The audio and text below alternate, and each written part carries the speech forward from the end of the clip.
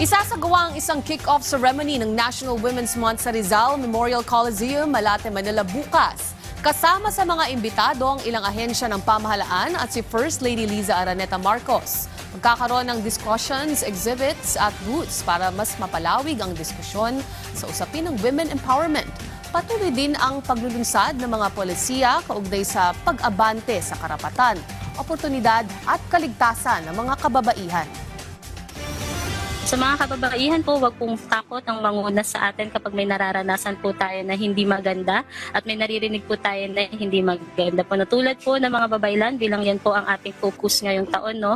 Nakaugat po sa atin ang leadership, no, na nag-umpisa po tayo dito sa Pilipinas na meron pong mga ganitong skills at patuloy po nating ihuon ang ating mga kakayanan bilang isang mga babae po. Sa mga kalalakihan at allies po, salamat po sa patuloy na suporta dahil ang gender equality nga po ay hindi war of sexes, no, wala pong hindi po ito laban kung sinong mas mataas, sinong mas magaling, sinong dapat manguna, kundi laban po ito para sa mas makatarungan at mas maunlad na lipunan.